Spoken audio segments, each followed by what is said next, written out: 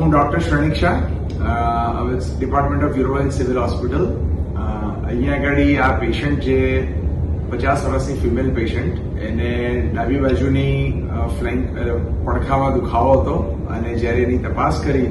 તો એની ડાબી બાજુની કિડનીમાં મોટી કેન્સરની ગાંઠ, અને એ કેન્સરની ગાંઠનું જે ટ્યુમર થ્રોમ્બસ કહેવાય એ છેક હૃદય સુધી પહોંચી ગયું હતું, રાઇટ એટ્રિયમ કહેવાય. એટલે આ ઘણું જ રેર વસ્તુ છે અને એ ઘણા બધા ચેલેન્જીસ વાળું છે. એટલે એનું સીટી સ્કેન, અમે પેટ સ્કેન કરીએ, ક્યાં ક્યાં ફેલાયું છે બધી તપાસ કરીએ, પછી એનું મેડિકલ ફિટનેસને થાય, અને પછી અમે લોકોએ આ ચેલેન્જિંગ કેસને યુએન મહેતા હોસ્પિટલમાં જોડે કાર્ડિયોથોરેસિકની ટીમ પણ હોય, અને અમે લોકોએ જોડે પહેલા અમે આખી કિડની ડિસેક્ટ કરીએ અને જોડે એ લોકો હાર્ટના બાયપાસ મશીન પર મૂકવું પડે, અને પછી અમે આખું જ સક્સેસફુલી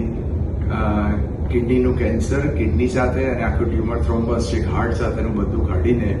ફોર્ચ્યુનેટલી આજે 10 દિવસ થયા અને પેશન્ટ હવે ડિસ્ચાર્જ હરતું ફરતું ખાતું પીતું થઈ ગયું છે અને હવે 1-2 દિવસમાં ઘરે જશે.